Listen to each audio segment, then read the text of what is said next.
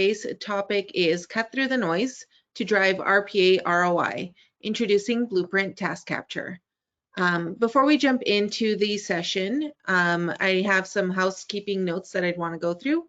The webinar should run about 45 minutes. You can pop any questions you might have throughout the presentation into the question tab in the control panel, and we'll be answering them at the end of the webinar. Check out the handout section of the control panel for a few takeaway resources on task capture. And now I'd like to introduce you to our speakers. Today we have Charles Sword, Chief Revenue Officer, and Matthew Dodson, Head of Global Solution Engineering at Blueprint Software Systems. Charles, I'm going to hand it over to you. Thanks, Brenna. Hello, and thank you all for taking the time to join us, or good morning, good afternoon, good evening, depending on where you're joining us from. My name is Charles Sword, and I'm the Chief Revenue Officer here at Blueprint Systems. During today's presentation, we're going to examine what is being advanced nowadays as the conventional wisdom for how you drive ROI and scale from your RPA investments. And we'll introduce our perspective and an alternative model as to how we think you can do that more effectively. So the current conventional wisdom is that all you really need in order to drive return and ultimately scale is a combination of two things. One, a set of discovery tools so you can figure out exactly what your processes are, and then an army of citizen developers, they call them, in order to go out and define and implement automations. So the basic premise of this positioning is that automating your business is actually really simple, that anyone in the line of business or ops, with a modicum of training can develop, deploy, test and support process automations, which, that sounds terrific. But the question really is, does that really work? Well, before we evaluate that, I thought maybe I'd give you a little background on who Blueprint Systems really is, because I think it's an important perspective to our point of view. So enterprises across the globe have been leveraging the capabilities of our core platform to build mission critical systems for over 15 years. So we have a pretty good idea what it takes to build robust software in really complex operating environments. Global leaders from every major industry are using our cloud-based enterprise transformation suite, in tandem often with RPA platforms to identify, design, develop, and manage high-value automations. Now, in addition, we've got a robust partner network of global system integrators and boutique providers that have developed highly specialized service offerings around our platform to drive high-value outcomes for their clients. So the point is, we aren't new to the game. We've been working on these types of challenges for a long time, helping people deliver high-value programs and, once again, complex environments.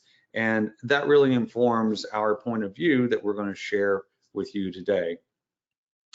And that begins with, for us, the real key in order to drive ROI from an RPA, it's pretty obvious, is you have to have an in-depth understanding of the current state of your business. It's really the biggest impediment to digital transformation overall, and RPA in particular. So, of course, at the high level, every business understands how your processes work, and generally how they function. That's our belief. So according to the RPA vendors, that's where sort of the citizen developer comes in. If you just give them the right set of tools, and a little bit of training, and they know sort of how their processes work, then you're off to the races. But the reality is, for RPA success and scale, kind of sort of understanding your processes isn't anywhere near the level of detail that you actually need in order to be successful or to build a robust automation. And you actually need this really fine-grained level of task information in order to do that, as any of you RPA practitioners knows. So, over the course of the past several years, we've seen a couple things happen. We've seen the rise of a new class of tools called process discovery that have been sort of come into the market to fill that gap. they can go out and automatically discover exactly how those processes work. And, despite your large investments in RPA, that's been the add-on to the conventional wisdom that you got to get that low-level process detail, and then you don't want to have to go do it the traditional way, which was sort of a manual exercise, really super time-consuming and resource-consuming in order to do process definition.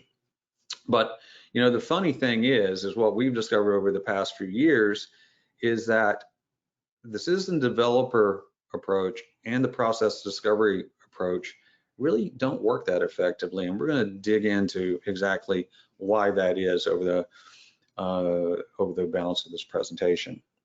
So let's take a look at exactly what we're asking these citizen developers to do. First of all, we're deploying a very technical environment to them. Any of you familiar with the RPA studios from any of the major vendors will know that they are much more akin to an integrated development environment that a traditional developer would use to do traditional software development, and can be a bit challenging to deploy to a normal business user. In addition, automations are by definition brittle by the virtue of their architecture and how they're built. And to do them well, you must build a lot of exception handling. And, we just don't see that being done effectively, almost full stop, much less being done by citizen developers. And the result of all of that is the sort of the dirty secret of the industry, which is, tons of break fixes. And further, who's going to write the test cases and run the tests? Who's going to take the support calls when those break fixes happen? How are they going to be aware of the security mandates, the compliance mandates? We've seen this movie before. We've tried to do this throughout many decades, roll out a new class of tools to business users that allow them to sort of build their own applications and speed time to market. An example of that was like when Microsoft rolled out Access databases.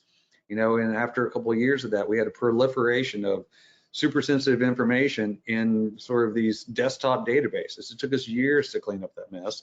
And by the way, they don't ship that anymore with Microsoft Office, do they? And there's good reason for that. And that's because it's not a realistic way in order to build software overall, but in particular automations. So we take a different approach. At Blueprint, we do believe in relying on the expertise of your own people and not simply throwing technology at the problem. Our approach is all based around a concept that we call citizen designers. So citizen designers are the people in your organization that already know how your business works. They're the process owners and subject matter experts, the ones who know and understand the processes, how these processes and tasks are executed in your company today. And we coined that term based on a quote from Steve Jobs, which is sort of how he famously defined design. And for him, design wasn't what color something was or what shape it wasn't the form of it. But for him, design was how something worked.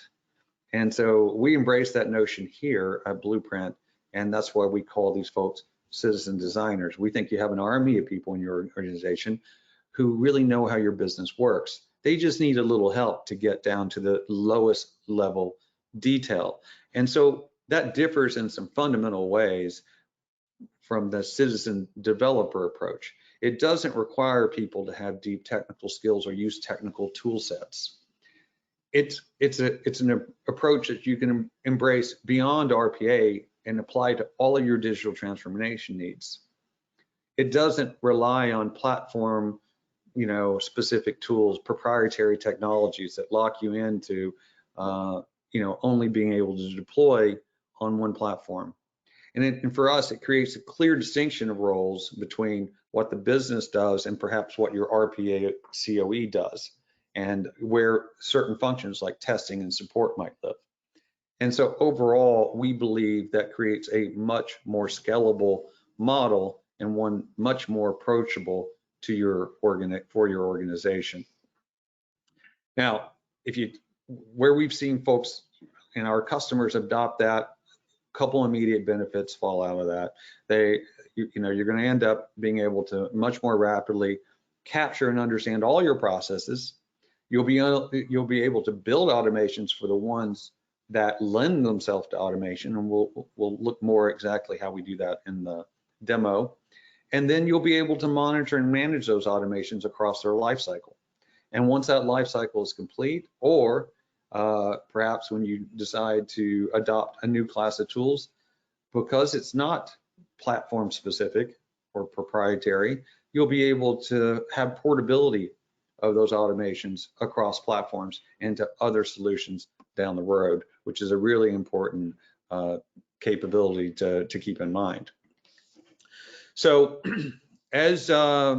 but once again, as I said, these citizen designers, that concept, while they know how your business works, no one has at their fingertips every single detail and small level task information that the type of the fine-grained information that you need in order to actually design and build an automation. And this is where the process discovery tools really are supposed to fill the gap. So they go out, all of these tools take a very common approach in that they go out, they lean heavily on technology, they gather tons of data, whether it be the process mining tools looking at all system logs, or the task mining tools looking at all the user interaction data. They spend weeks, if not months, gathering information, tons and tons of data, and then they try to abstract up and make sense out of that and say, oh, well, this is your process. After monitoring this for weeks, here's what we can tell you about what your process actually is.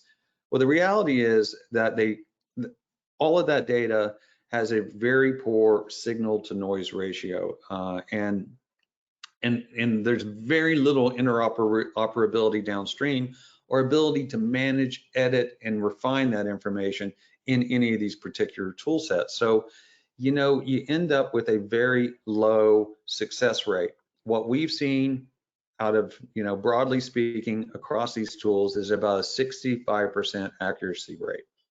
So that leaves you a lot of work, manual work, in order to go refine and resolve all of those gaps and finalize a process design so that you can automate it, or even determine whether or not it should be automated. So, in our view, the AI and ML and all the tech being thrown at this is just not there yet in order to be able to do that piece of work. I had a client say to me last week, we had to hire a whole team. They had a process mining tool from one vendor and a task mining tool from another, and they've had to hire a team of data scientists to manage and combine that output, because once again, no interoperability, and try to make sense of it, and so that they can even make a determination of whether those processes that they've been mining for weeks are even available, or even something that they should automate. So, point being, we're excited to announce today our newest capability, which we call Blueprint Task Capture, and we're taking an entirely different approach to what I just described. First of all, we don't spend weeks gathering data. We can gather data in a very short time frame because we take a human-driven approach to that. We rely on that expertise in your organization, not a bunch of technology thrown out just gathering up data. Once again, those are your citizen designers, and they provide the structure in order to define how that information is captured, and that's a big distinction. So that overcomes the noisy data problem. We bring it in a structured manner and at a much lower level, much more granular than any of those other tools. We actually get down to the very specific task, action, parameter level. And that allows us to help you make good decisions about whether or not something should even be automated. And if you have multiple RPA platforms, we can tell you which one best supports the automation of that particular process. It's centralized. It creates a common approach for ultimately being able to edit and manage the full life cycle of that automation. And all of those things taken together give you a very different approach and provide a citizen designer with the very specific tool they need in order to get those low-level task details in order to define out an automation and hand that off for development in your RPA platform. Now, we also provide interoperability with all the major RPA vendors. So that'd be Uipath, Blue Prism, Automation Anywhere, and Microsoft Power Automate. So you can directly transfer all of that defined automation into them and accelerate your development. And it's not just the acceleration of the development that you're going to get. We've seen folks develop up to 2 times faster, but it's a higher quality output because you're getting all the task information and the low-level information you need, and you have a separation of concerns between design and development. You end up getting driven in all the exception handling and all the rest and all the compliance and security information, and then you can manage across that life cycle, manage the impact of change, which dramatically reduces your bot failures or the break fixes. So net, it's a better, faster, cheaper way to build automations, which helps you drive your ROI. That's our point of view. We believe that it's a step up over the citizen developer and existing process discovery tools out there. And I'm now going to pass that over to my colleague Matthew to actually show it to you today. Matt, you want to take it from here? Absolutely. Thank you very much, Charles. So let me take over here and I will actually take you guys through a presentation today. So what we want to do is give you an overview and an understanding of how Blueprint platform works. And specifically, we're going to use what we call a digital blueprint to show you how Blueprint's enterprise automation suite is going to be better, faster, and cheaper to drive those automations from discovery through design, implementation, and all the way into delivery and even management of those automations. Now, what you're seeing on your screen is Blueprint. It's a web-based, cloud-hosted solution that's going to allow citizen designers to really drive that entire automation lifecycle digitally, as opposed to a manual documentation disconnected approach as you see today. So today we're going to work on an automation around the accounting department, specifically one around expenses. Let's create it here. For us, everything starts as a digital blueprint. We're going to start a digital blueprint around expenses, but we're going to start it, as Charles mentioned, at the highest level. We're going to use our team to understand, well, what are the major steps in the expenses process, from gathering materials to getting rates to calculating payments, all the way to issuing vouchers. This is where humans are helpful and necessary and required to really set context and understand the big picture. Now that we've got our expenses process framed out, this is where technology and specifically task capture comes in to gather the details. Today, we want to understand specifically the calculate payments part of this expenses process. We want to understand how that's done. So we're going to use Blueprint's task capture to request the following users record that process on their desktop.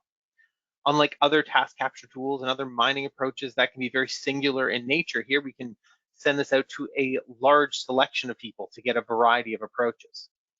But if we switch gears and look at things from the business standpoint of the subject matter expert or the person being asked to do the recording, it's very simple and non-invasive for them. They're going to get a notification via email that's asking them to record that process.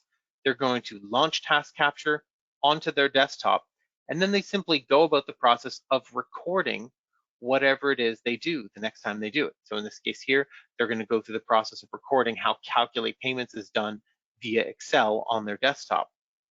When they're done recording, they simply stop, and then they can add a brief description to that recording and submit the flow back to Blueprint. This is super simple.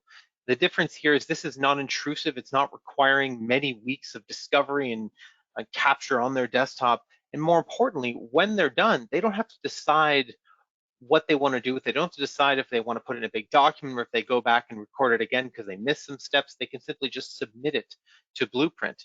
And this is where, as a citizen designer, we can see how quickly we can grow these blueprints to really capture the current state process.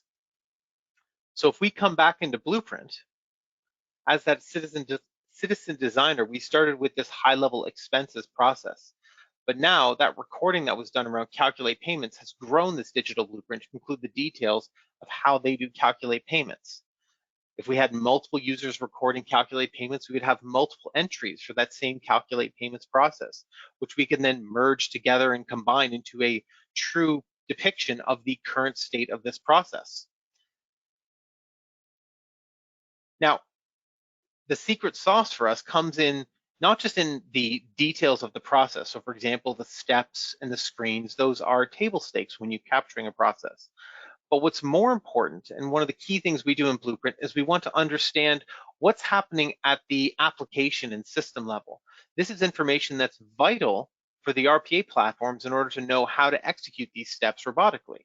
So in this case here, this step is being used in Excel where they're selecting a cell and they're selecting a specific value of E28. Now this information is vital, and you'll see in a bit how this can be instantly transformed into commands in an RPA platform. And so it's at this point that we can really use these digital blueprints to truly accelerate the automation lifecycle, because we can take this recorded digital blueprint, the current state that we're capturing, and we can actually start to design the automation right here in Blueprint. This is a vastly different approach than what people take today, which is admittedly to take everything they record and punch it into a document and then try to manage a very large document with lots of screens and too much information. So to show you that, I want to fast forward a bit in this particular automation lifecycle. So we're jumping a week into the future. Here's that exact same calculate payments process. And we're in the middle of completing the automation design. We've captured our current state, and you can see we've even captured multiple branches of that current state where we have different details around what happens when the payment page launches, or what happens when we calculate differential. We've also gone through and started to do some future state design to understand what happens and what sort of sub processes we need around things like if we have to copy rate or open a payment application. So right here in the same place that we've done all our capture and discovery, we've started to do all our design and documentation effort all built in. Now, when you're designing automations, it's not all diagrams and process. There's a lot of supporting material. There's a lot of requirements, rules, regulations, and policies. Well, as we use these digital blueprints, we're able to capture those requirements in real time. We're able to gather them all in one place. And these digital blueprints now contain everything we need to design our automation. And more importantly, it's all linked together. This is the crucial tribal knowledge that needs to be retained, and then more importantly, needs to be connected together to that automation. Because if, or likely when, something changes, we want to be able to figure out exactly what processes or automations or parts of automations are going to be impacted or affected. Here, for example, we have a requirement around exchange rates. And if let's say we have a certain currency we're going to add to the mix, we're going to add Canadian dollars to the list of currencies. Now what we can do is use Blueprint to run an assessment to say, well, what processes depend on this exchange rate requirement? What parts of those processes, what other requirements may be impacted even indirectly? And so now we can actually start to make much better assessments and much quicker assessments of these changes in real time, either as we're designing or even as we're starting to manage and maintain these automations once they're deployed to production. Now, this same digital blueprint that started as a recording, and we've designed and flushed it out into an automation to be built, it needs to get reviewed, it needs to be approved and signed off. We can do all this directly through the same blueprint platform. More importantly, we can do it all digitally. So we can take this digital blueprint and all those requirements, and we can actually package them up for review as a sort of web document and send it out to our stakeholders and our business team and our developers, whoever it may be. Here, the users will receive a simple web page. They can log in and start to provide comments and feedback in real time. Unlike documents, as I mentioned, these feedback and changes are going to happen in real time. We're not waiting weeks to go back and forth. So as I make changes here, as I add a comment, the designer is actually going to be able to see those comments, and they're going to be able to update, either adding new requirements, making changes to the process, whatever it may be. This interaction is actually going to allow you to shorten the entire life cycle of your automation by a factor of 2, allowing you to get the whole automation done in about half the time. This is something we've seen across our customer base as they started to deploy and leverage Blueprint at scale. Now, something we haven't really discussed yet, but it's worth mentioning, is the fact that everything we do in Blueprint for this entire automation lifecycle is sitting on a single centralized repository.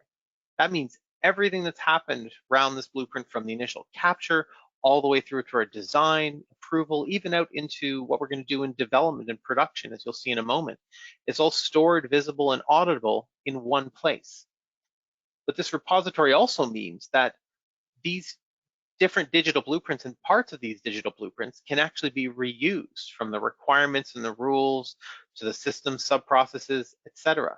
This is incredibly important for any organization to really scale its practice, because today every automation we build is built in its own unique document stack, and nothing can really be reused or leveraged. We've even gone so far to embed something called intelligent recommendations into the platform, where the system will start to suggest other requirements, rules, and processes that you might want to look at as you're designing an automation. So in this case here, as I work on something around calculate payments, I'm getting pointed to look at other processes we've done around calculating commissions. May not be exactly the same, but it might be relevant enough for me to consider.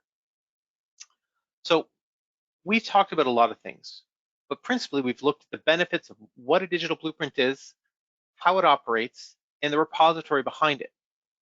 But as we talked about at the beginning, the true purpose of this digital blueprint is to build our automations better, faster, and cheaper. And this is done, as Charles mentioned, by integrating directly with the RPA platforms and technology, allowing us to send everything I've just shown you, everything we've captured and worked on here in Blueprint, over into whatever RPA platform we're using. For today, I'm going to show you an example with Power Automate Desktop, but you may have groups that are using Uipath or Blue Prism or Automation Anywhere. One of the things you'll notice is that we can actually go to any of these platforms. And that means that our designs, our automations that we're designing and documenting, are truly portable now. So let's export this over to Power Automate Desktop to understand exactly how this helps accelerate our automation lifecycle. So generating this into a Power Automate Desktop flow and exporting it over is going to do a couple things. First of which is going to create a new calculate payments process over here in Power Automate. And then if we open that up, what we're going to see is the entire digital blueprint has now been translated and transformed into a Power Automate structure. It's created almost a skeletal bot or a bot template around the process that we've designed. So that master flow and any of the subflows in Blueprint have become a main flow and subflows over here in Power Automate. So it's given us our automation structure. It's given us all the automation logic. So any conditions and branches and loops that we've built into our processes have been built as conditions, branches, and loops within those flows themselves in the RPA world. And then most significantly, what you're going to notice is that there are commands everywhere. This is all the information that was recorded by the business stakeholder when they did their initial task capture way back in the beginning of this particular automation. Now, if we scroll down, you can see on row 8 here, that particular select cell command from Excel has actually been translated and turned into an actual select cell command over in Power Automate. So what does this mean? Instead of developers starting with absolutely nothing in their RPA tools as they do today, and having to create the entire automation flow from scratch by hand by manually reading through whatever PDD or SDD they have, here we have given them an automation that's already structured and partially created, that was automatically created off a digital blueprint. In this case here, we have 70 to 80% of the work already in place. We have commands that have been automatically populated based on the recording and the capture that was done by the original business stakeholder. And more importantly, this has all of the design work that we've done and carried directly through into whatever RPA platform that we're going to work on today. In this case here, Power Automate. So this is a very significant and clear way to accelerate and elevate the way we deliver and move through an automation lifecycle. Now, in addition to these automations being created off of that digital blueprint by the export capability, we can also take that exact same digital blueprint and turn it into things like a backlog of user stories or a set of test cases. This can be incredibly important and necessary for teams that are trying to do things, for example, they're trying to build their automations in an agile framework or an agile format. So in addition to documentation, they also need a backlog because that's how they manage their work. Well, here you can automatically generate that backlog, and more importantly, you can even synchronize it directly and bi-directly, should I say, with whatever work management system you're using, in this case, Azure DevOps or maybe Jira, whatever it may be. In the same vein, you can take that exact same digital blueprint, and when you want to have a testing team develop test cases for the automation that you're working on, instead of giving them documents that they have to then recreate into tests, this allows you to automatically generate a set of test cases off of that same digital blueprint, turning all of that process flow into a set of inputs and expected results. So again, just providing another way to accelerate and centralize all of that work off of one design specification. Now, once these automations go live into production, these digital blueprints don't just disappear like many documents do today. They provide a system of record and almost a runbook for the operations team to use and rely upon. Because Blueprint contains all the information around the automations, not just the process, but also those rules and regulations, policies, and requirements, we can now leverage these digital blueprints and the Blueprint platform overall to be much more proactive when we start to look at change management. So for example, if there is a change that's coming down around a certain requirement or rule, today a lot of those changes don't get caught and we end up with bots that break, and we have to manage change like fighting fires. We just react to things that break.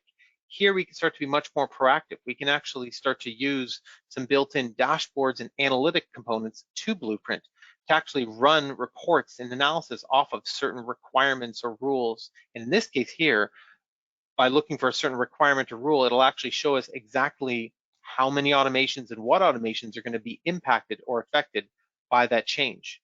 We can even go so far as start to alert and notify these teams. So really, what we wanted to show you today is an understanding of how process capture and task capture is really the first step in that automation journey, and how we can connect that entire automation journey together in one place to really deliver automations better, faster, and cheaper with a centralized digital platform. That's awesome, Matt. Thank you. I mean, hopefully we're able to demonstrate once again why we think we can do that better, faster, and cheaper, and how the citizen designer approach, as we have articulated here, we believe is a much more approachable, achievable means, operational means to scale your RPA initiatives and to drive results. And now armed with our, what we believe the most industrial strength capture mechanism in the market, you know, to give those designers the opportunity to expedite that work and translate and see those results translated all the way down across the life cycle. So with that, we'd like to thank you for you know, hearing our point of view, and open up the floor to any questions you might have about what we've shared with you today. Hi guys, so we are going to open up the floor to audience questions. If you would like to ask a question, please feel free to pop it into the questions tab in the control panel on the right side of your screen. We have a couple that have come in throughout the presentation, which I will get started with. The first one is, how does CD capabilities in Blueprint help in improving the process discovery? I'm sorry, could you repeat that, Bruno? How does CD capabilities in Blueprint help in improving the process discovery? Yeah, I mean, there's a couple things. As you've seen throughout this, our ability, I wouldn't say that it particularly helps with process discovery. It begins with process discovery. The fact that we are able to capture such fine-grained details in a non-noisy manner then translates all the way through the delivery cycle. And further is transposed into additional valuable continuous delivery work artifacts, as Matt just showed you, in the form of tests and stories. So, you know, those are all generated directly from our task capture. So our contrarian or different approach to task capture ends up powering the entire CD process, whether it be, because what we didn't show you, we can also generate a full set of user acceptance tests from that same digital blueprint in the form of gherkins, which drives your test automation. So there's a whole host of ways that our approach to capture translates through the life cycle and helps to accelerate and drive your development process. Great. Another one here. Which additional facilities of task capture and blueprint makes it a key differentiator compared to other RP providers? Yeah, Matt, you can weigh in on this one too. I mean, there's some key things: human-driven versus tech-driven. We think that you can't take the human out of the mix. They're the key to understanding how your business really works. Machines can't do that. You can throw all the technology you want at it. They're not going to come back with a good answer. You got to start with people. Second, it's much less invasive model. We're not out there capturing every single thing, that happens 24/7. It's targeted capture, which also contributes to the signal to noise ratio factor. And then the ability to actually manage and leverage that into high value information. Once again, a bunch of data is just a bunch of data. When we pull that information out of your processes, it comes into as Matt showed you, a full editing format where you can manage that information and enrich it with everything from compliance information, regs, work through so that there's collaboration and communication with all the stakeholders, review and approval cycles, and ultimately hand off directly into the development environments to expedite the development work. But Matt, I don't know if you have anything to add on that. I would add a very pragmatic differentiator that I've seen, which is the fact that in every other capture capability and capture technology I've seen out there, teams are still using documents. The result of all that capture exercise is they still produce a document and all of their work is done in Word. And I've had some teams that have had trouble because the document they create is too big to even share over email because it's hundreds of pages of screenshots. What you're seeing in Blueprint, the differentiator is that your capture and design are side by side. You're not going into a different format before you go into another format. It's all connected.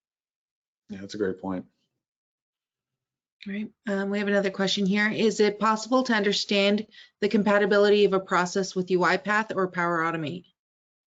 Yeah, absolutely. I mean, that's one of the things we did show you in the demo, but it's really cool, because we bring in, once again, all this low-level task information into what we call our common object model. We have mappings out to every major platform, and we can compare sort of the viability or feasibility of then translating those tasks and parameters directly into an implementation on any of the major RPA vendor platforms.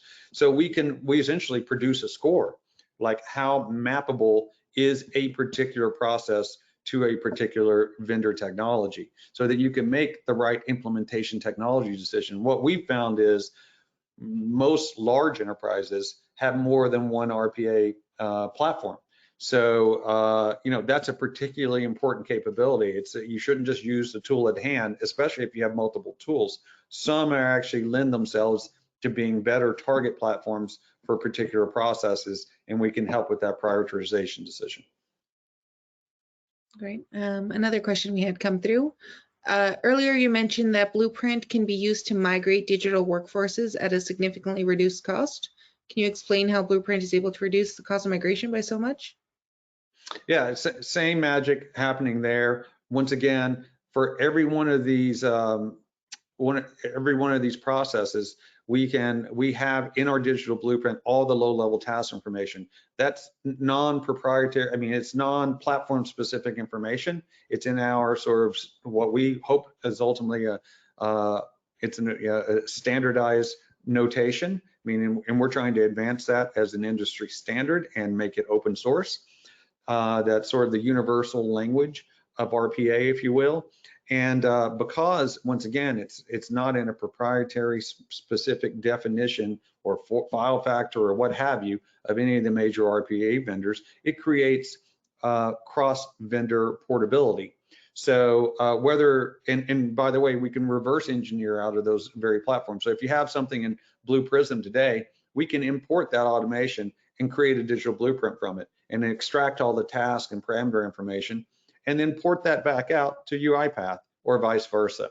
So, you know, having that common object model, once again, sort of a universal language, the universal language of RPA that we hope to see emerge as an industry standard and open source that, is really the key to driving that down. And so once you have that in place, if you choose to move platforms, you can move all of that work, you know, just through the act of migration. You don't have to redevelop that. It doesn't require the manual analysis of what that automation does and then the redevelopment of that, which is a huge amount of effort. It is a showstopper. I mean, it's a non-starter to actually migrate without our platform. It's not economically feasible.